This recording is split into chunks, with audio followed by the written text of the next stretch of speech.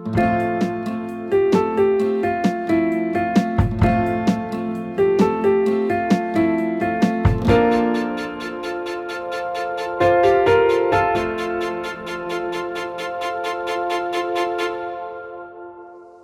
vriende, baie welkom by ons oordenking van vandag. Ons het in die afgelope weke lydenstyd gevier, verlede naweek Paasnaweek, en nou is ons in Paastyd, in opstandingstyd. En daarom fokus ons ook vandag op wat die opstanding van Christus verder vir ons beteken. Ons het verlede week by die leë graf begin, en vandag kyk ons ook so 'n bietjie dieper na 'n verskyning van Jesus aan mense. En ek bid dat ons elkeen sal beleef dat Jesus ook by ons elkeen teenwoordig is, met die boodskap wat hy ook in hierdie teks vir hulle gee. Baie dankie Here, dat ons verlede naweek, donderdag aand, Vrydag en Sondag, saam met U, deur daai diepe tye kon beweeg. Dankie dat U lewe, dat ons nie stil staan by U dood nie, maar ook dat ons kan fees vier, omdat U die oorwinning behaal het. En dankie Here dat U aan mense verskyn het en dat U ook Uself aan ons openbaar. Waar ons vandag gaan saam lees en saam dink, bid ek dat U vir ons tot nuwe insigte en nuwe wysheid ook sal bring. Dankie dat ons in verhouding met U kan lewe. In Jesus naam. Amen. Vriende, vandag lees ons Johannes 20 van vers 19 tot vers 31. Kom ons dink, hierdie is nou Jesus wat verskyn aan verskillende mense. En hierdie mense aan wie hy verskyn moes verskriklik getraumatiseer gewees het. Die gebeure van Paasnaweek was om die minste te sê verskriklik vir Jesus, maar ook vir die mense met wie hy homself omring het, mense wat vir hom lief geraak het en mense wat nou hierdie verlies beleef het. En dan die nuus van die leë graf, die Sondagoggend, party glo dit nog nie, party vrees nog, maar dan begin Jesus homself openbaar en dan verskyn hy aan mense. En vandag lees ons ook een van daai verhale saam. Vers 19. Daardie Sondag aand was die disippels bymekaar. Alhoewel die deure gesluit was omdat hulle bang was vir die Jode, het Jesus gekom en tussen hulle gaan staan en vir hulle gesê, vrede vir julle. Nadat hy dit gesê het, wys hy sy hande en sy sy vir hulle. Die disippels was baie bly toe hulle die Here sien. Vrede vir julle, sê hy weer vir hulle. Soos die Vader my gestuur het, stuur ek julle ook. Nadat hy dit gesê het, blaas hy oor hulle en sê, ontvang die Heilige Gees. As julle vir mense hulle sonde vergewe, word dit hulle deur God vergewe. As julle dit nie vergewe nie, word dit nie deur God vergewe nie. Thomas, wat ook Didimus genoem is, een van die 12, was nie by die disippels toe Jesus gekom het nie. Die ander disippels sê toe vir hom, ons het die Here gesien. Maar hy sê vir hulle, as ek nie die merke van die spykers in sy hande sien en my vinger in die merke van sy spykers steek en my hand in sy sy steek nie, sal ek nooit glo nie. 8 dae later was Jesus se disippels weer bymekaar en Thomas was by hulle. Hoewel die deure gesluit was, het Jesus gekom en tussen hulle gaan staan en gesê, vrede vir julle. Daarna sê hy vir Thomas, bring jou vinger hier en kyk na my hande, en bring jou hand en steek hom in my sy, en moenie langer ongelowig wees nie, maar wees gelowig. Thomas sê vir hom, my Here en my God. Toe sê Jesus vir hom, glo jy nou omdat jy my sien? Gelukkig is die wat nie gesien het nie en tog glo.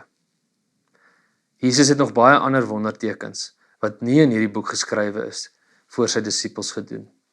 Maar hierdie wondertekens is beskrywe sodat julle kan glo dat Jesus die Christus is, die Seun van God, en sodat julle deur te glo in sy naam die lewe kan hê. Amen. Dit is die woord van die Here. Vriende, in hierdie teks wat ons saam gelees het, is daar 3 hoofmomente wat ons vanoggend kortliks gaan uitpak. En die eerste een is dat die opstanding en die verskyning van Jesus bevestig dat ons nuut gemaak word deur die Heilige Gees.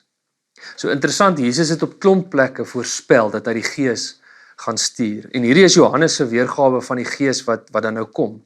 Lukas Handelinge verduidelik dit op 'n ander manier. Maar hierdie is Johannes se manier van verduidelik dat die Gees die in is wat vanuit die opstanding die nuut maak in ons lewens doen.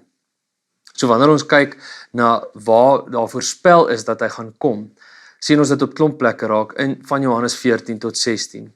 Johannes 14 vers 16 en 17, ek sal die Vader bid en hy sal vir julle 'n ander trooster gee om by julle te wees tot in ewigheid, die Gees van die waarheid, wat die wêreld nie kan ontvang nie, omdat dit hom nie sien nie en hom nie ken nie, maar julle ken hom, omdat hy by julle bly en in julle sal wees. So hier noem Jesus hom die trooster. Johannes 14 vers 26, maar die trooster, die Heilige Gees, wat die Vader in my naam sal stuur, hy sal julle alles leer en julle herinner aan alles wat ek vir julle gesê het. So hy leer ons, hy herinner ons. Dis die werk van die Gees. Johannes 15 vers 26, wanneer die trooster kom, wat ek vir julle van die Vader sal stuur, die Gees van die waarheid, wat van die Vader uitgaan, sal hy van my getuig. So hy is die een wat ons nuut maak, maar ons ook in staat stel om dan dit met ander mense te deel.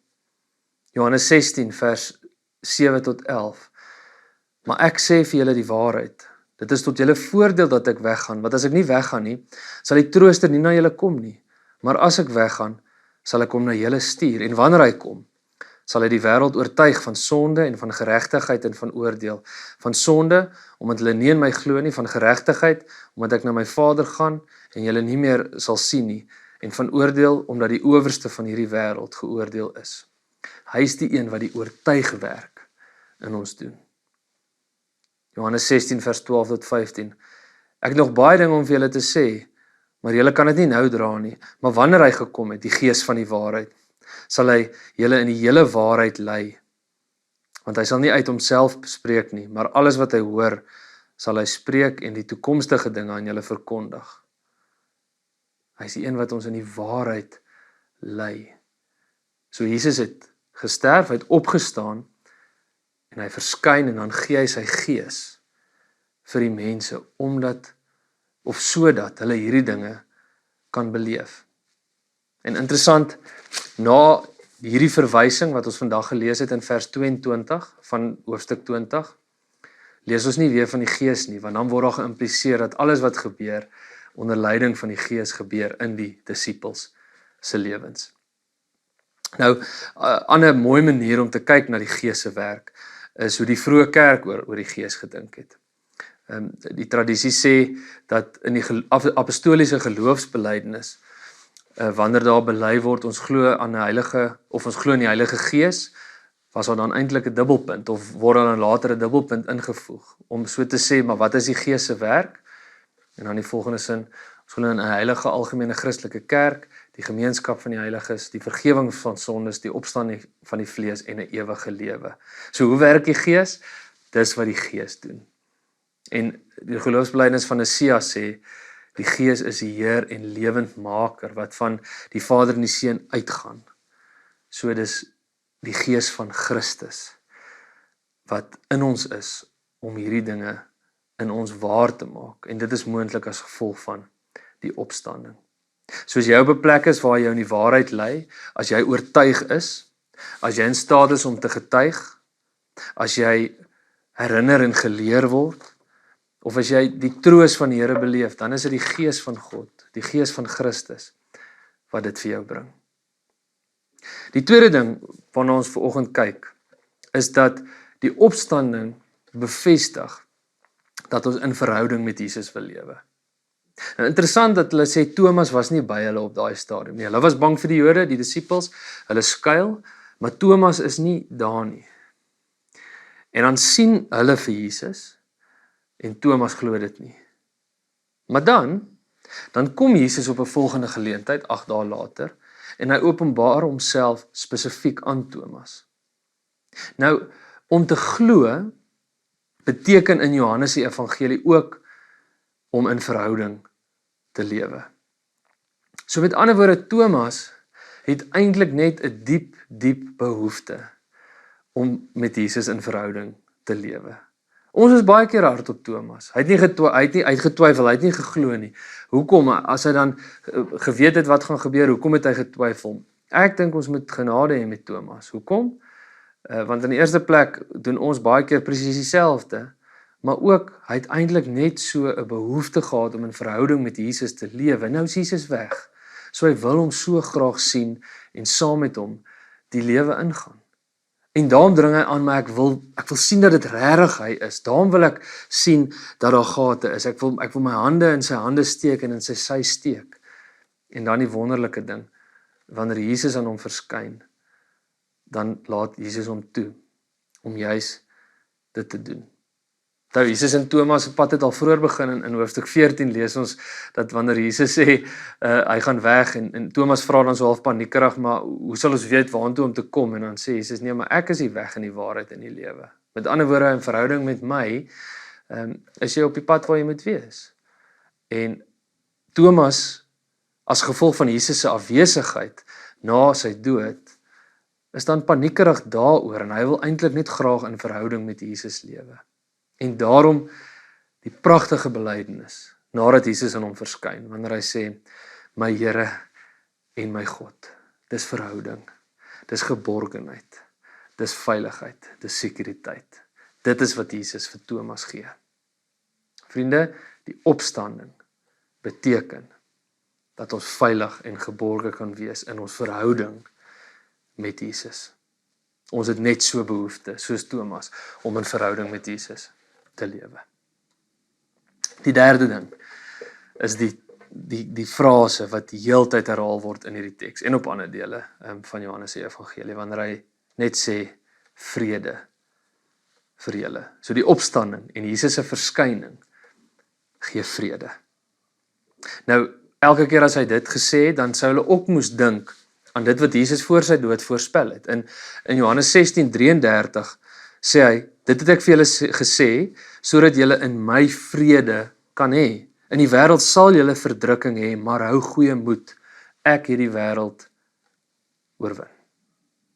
So Jesus het voor sy dood gesê, julle gaan dit moeilik hê, julle gaan verdruk word. Hier is nou die 53 vertaling, in die 83 staan daar, in die wêreld sal julle dit moeilik hê. En as ons dink aan daai ouens, dan het hulle dit definitief moeilik gehad. Nou kom ons verstaan dit vir 'n oomblik, wat beteken hierdie vrede waarvan Jesus praat. Hierdie vrede beteken nie dat hulle nou eenvoudig in lekker omstandighede gaan verder leef nie. Hierdie vrede beteken nie dat hulle nie weer uitgedaag gaan word in hulle lewe nie. En ook as ons die geskiedenis van die vroeë kerk kyk, dan besef ons, daai ouens se lewens was alles behalwe 'n lewe van vrede. Hulle is vervolg, hulle is uitmekaar gejaag, hulle is gekritiseer van verskeie kante af, van die heidene, van die Jode, van die Romeinse regering. So, om 'n Christen te gewees het in die eerste eeu na Christus, was nie 'n tyd van vrede nie. Maar dis die punt. Die vrede waarvan Jesus praat, is 'n vrede wat van binnekant kom, wat hy gee, wat nie van buite af kom nie. En hier is nou die realiteit. As ons altyd gaan wag dat ons vrede van buitekant af kom, dan gaan dit nooit kom nie. Want ons lewe ook in rowwe omstandighede. Ons gemeenskap val uitmekaar uit. Die wêreld is absoluut in chaos. Ons weet nie wat volgende gaan gebeur nie. Maar in hierdie tyd kan Jesus ook sê, vrede vir julle, want ons vrede kom nie van 'n regering af nie, nie van sekere leierskapsfigure wat besluite neem en wat net kan maak wat hulle wil nie. Ons vrede is nie afhanklik van mense nie. Ons vrede is ook nie afhanklik van paaie wat heel is of 'n gemeenskap wat opgepas word nie. Ons vrede kom van Jesus en hy, soos met 2 weke terug met die donkie en die nederigheid op Palm Sondag, is hy in ons gemeenskap teenwoordig, ongeag hoe dit lyk en ongeag ons omstandighede. En hy sê, julle gaan dit moeilik hê in die wêreld, maar hou moed, ek het die wêreld klaar oorwin. En dis sy manier om te sê, julle vrede lê in my en kom van binne af. Is ons dalk op 'n plek waar ons dink ons vrede moet van 'n ander plek afkom? En wat sal gebeur as ons besef, ons vrede kom van binne af, want dit kom van God self af. Hierdie woord beteken nie, ons gaan 'n lekker lewe hê nie. Hierdie woord beteken dat ongeag ons omstandighede, ons in vrede kan leef met God en met mekaar, omdat sy vrede altyd dieper is as 'n soort aangeplakte vrede wat die wêreld vir ons bied. Die woord vrede wat Jesus hier gebruik, beteken letterlik heelheid, harmonie, balans, as dinge is soos wat dit moet wees. En wat het Jesus gedoen aan die kruis en met die opstanding? Hy het dinge weer kom maak soos wat dit moet wees, in terme van ons verhouding met die Here. Mag ons in hierdie opstandingstyd beleef dat die Gees met ons werk. Mag ons beleef dat soos Thomas ons 'n intense behoefte het aan verhouding met hom. Mag ons sien dat hy vir ons dit kom gee, maar mag ons ook besef en beleef dat die vrede van binnekant af kom, omdat hy in ons elkeen is. En mag ons dit dan uitleef, elke dag daar waar ons kom. Amen. Here, dankie dat u hande en sy en voete die merke van vrede dra. Dankie dat ons vrede nie afhanklik is van enige iets of iemand anders nie, maar net van u. Help ons asseblief om daarin te groei. In Jesus naam. Amen. Die vrede van Jesus is by jou. Amen.